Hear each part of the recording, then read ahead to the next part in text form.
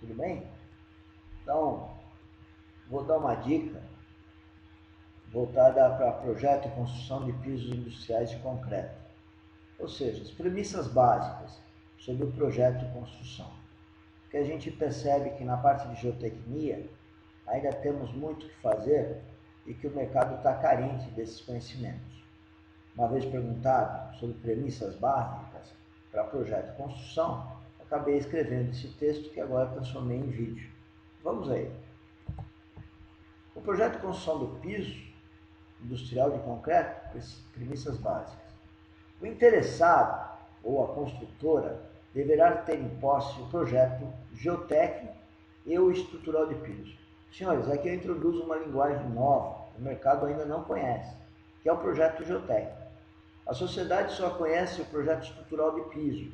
Existem algumas empresas especializadas no projeto estrutural e que acabam falando alguma coisa da fundação desse projeto, que são as camadas de subleito e reforço subleito.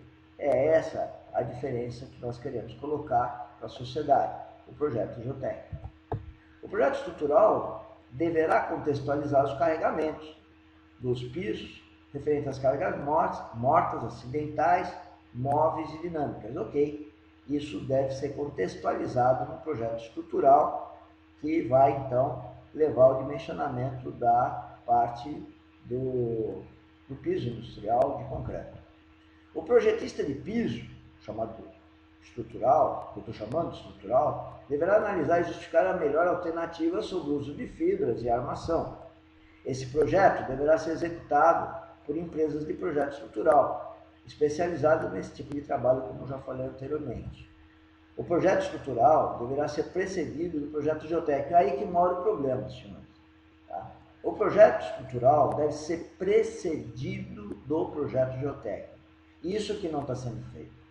O projeto estrutural está sendo feito com base em premissas, hipóteses. E isso, para mim, julgo errado. Eu, como geotécnico, entendo que primeiro vem a sondagem, primeiro vem as investigações, primeiro vem o programa de investigação geotécnica, para que depois se desenvolva, ao desenvolver o projeto geotécnico, se desenvolva o estrutural de uma forma mais derradeira, mais final, mais completa e adequada. E o que consta o projeto, então, geotécnico? É investigações geológicas geotécnicas, o IGG, indicando, né, a cota do terreno atual e a cota terraplanagem. A primeira coisa que o geotécnico quer saber é onde está a cota do terreno e onde está a cota da terraplanagem, a cota do grade, a cota da fundação do piso. Essas investigações deverão ter uma caracterização geotécnica, definindo os valores de CBR, né, do subleito, nos trechos de corte aterro.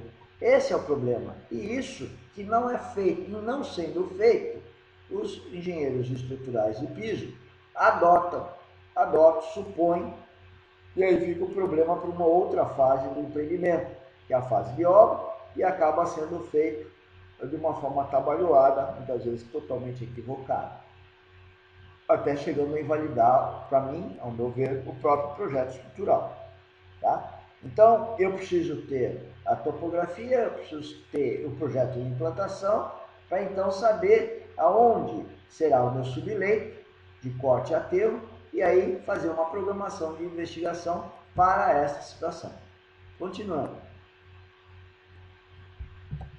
Através da sondagem a trave, coleta de amostras em site CBR, os minis tradicionais, tá? Minis aí são cilindros pequenos, tradicionais são cilindros grandes. Eu vou poder então definir, programar amostras deformadas e indeformadas, que vão servir então para o aterro e para as escavações, ou seja, teremos valores de CBR em ambas situações, no corte e no aterro. E é isso que não se tem nos projetos de piso hoje em execução. Né? Nós estamos querendo que essa cultura do projeto geotécnico preceda o projeto estrutural. E esse é o objetivo desse vídeo. Também deverão ser apresentados estudos de alternativas, e o que o geotécnico faz, procurando usar os solos locais. Isso é economia para o empreendedor. Por isso que o empreendedor deve fazer isso que a gente está orientando, no sentido de reduzir seus custos. É lógico que ele vai ter que investir nessa fase mais do que ele investia, porque não fazia nada. Quem vai fazer alguma coisa acaba gastando muito mais que gastava, né? Se eu não tenho carro, eu não gasto com carro. Se eu tenho um carro, eu vou ter que gastar com o carro, né? A manutenção dele. Então, se eu não tinha investigação e fazia só com projeto estrutural, agora para fazer essa investigação geotécnica e o projeto geotécnico eu vou gastar, mas é muito melhor do que eu ter outros custos muito maiores na fase de execução. Esses estudos deverão contemplar os usos de aditivos, solos, areia, pedregulhos, mistura de solos locais e a hierarquização no uso dos solos locais. Pois, em uma certa obra de terraplanagem, eu tenho solos melhores, solos mais ou menos e solos piores. E às vezes nós fazemos obras onde que o aterro nós usamos os solos piores. E depois nós teremos então CBRs baixos e vamos ter custos com pavimentação ou com piso muito maiores. Isso é a falta do geotécnico. Em diferentes energias, porque tem solos que podem receber energias maiores e outros que não podem. Em função de maior energia, eu posso ter maior valor de CBR e, consequentemente, menor custo com piso ou pavimentação. Devem ser considerados o uso do solo local e as alternativas, irem acima, para o reforço subleito também. Quer dizer, eu tenho que melhorar o leito, o subleito, e posso usar o próprio material local para reforço subleito e até para subbase ou até de base, né? Como diz nessa última linha aí desse slide. As camadas de subleito, reforço subleito, são pontos focos do projeto geotécnico, né? Continuando, né? As camadas de subbase, como eu já falei, né? E até diria de base, eventualmente base, deverão também ser objeto do projeto geotécnico. Às vezes, com o solo local, eu posso ter excelentes subbase ou até base, ou misturar com a base e ter excelentes materiais, ou fazendo mistura de materiais. Pois os solos melhorados, estudo de alternativas, né? Alguns chamam de solos melhorados, eu prefiro estudar estudo de alternativa, porque eu tenho que fazer esses estudos de alternativas em laboratório, né? E o pessoal que usa o termo solos melhorados já quer vender um aditivo para aquele solo local. Eu, como geotécnico, eu vou só usar o aditivo se for necessário, pois os estudos de alternativas dos solos locais podem fazer com que eu não gaste o dinheiro com os aditivos, né? Então, esses estudos alternativas poderão indicar soluções econômicas para as camadas de subbase e base, inclusive além do subleito e reforço subleito. O projeto de piso se resumirá em um perfil de camadas das duas especificidades. Presta atenção aí.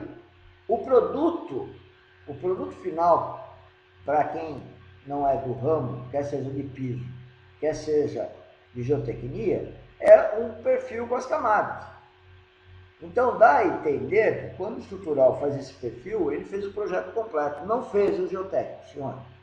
Via de regra, pelo menos não fez. A gente tem bastante experiência para poder dizer isso com bastante veemência, tá? Todas as camadas desse perfil que nós falamos, né, desde o concreto até o subleito, deverá estar nos respectivos projetos. Ou seja, nós devemos colocar nos projetos as especificações técnicas e, consecutivamente, os critérios de controle tecnológico e critérios de aceitação e medição. Senhores, presta atenção. Presta atenção, porque isso não é feito adequadamente, tá? Os senhores, a sociedade tem comprado perfis, mal e porcamente temos algumas especificações, mas quando nós temos especificações, nós às vezes não temos os critérios de controle tecnológico dessas camadas, não temos os critérios de aceitação dessas camadas e, consequentemente, medimos equivocadamente ou sem controle do que estamos recebendo. Isso eu falo com propriedade, com certeza, nas camadas de solos, ou seja, subbase, reforço subleito e subleito, melhoria do subleito. Então, senhores, fiquem atentos. O projeto de piso tem muito que ser melhorado, ingressando com o projeto geotécnico. E estes, estrutural e geotécnico, deve ter bem definidas as especificações e nelas deve conter os critérios de controle tecnológico de cada uma das camadas e os critérios de aceitação de cada uma das camadas, de tal forma que quando nós medirmos cada um desses volumes em camadas, nós teremos a certeza que estamos pagando por um produto que foi aceito pelo projetista. Caso contrário, não estará ocorrendo isso. Estaremos pagando por uma coisa que ainda causará dúvida à fiscalizadora e até ao projetista, quanto mais ao executor, porque ele não tem controle do que ele está fazendo. Ele tem critério de aceitação e de controle tecnológico. As especificações técnicas devem mencionar a sequência de execução e os cuidados com os materiais e método de execução. Os controles tecnológicos devem mencionar os ensaios que o executor deve apresentar para comprovar. Quem executa comprova a qualidade dos materiais de execução. Presta atenção. Quem executa comprova a qualidade dos materiais que usa e da execução do que faz. E isso deve estar lá no controle tecnológico do projetista, quer seja estrutural, quer seja o projetista geotécnico. O controle de aceitação devem ser mencionados os critérios estatísticos, pois se a história de aceitação, haja visto as dispersões e incertezas, nós temos que tratar de forma estatística, onde os resultados do controle tecnológico serão tratados, né, serão então aceitos ou não aceitos pela fiscalização. E isso não, via de regra, tem sido feito principalmente com as camadas geotécnicas. Fim, muito obrigado, espero ter ajudado e me coloco à disposição para esclarecer os pontos.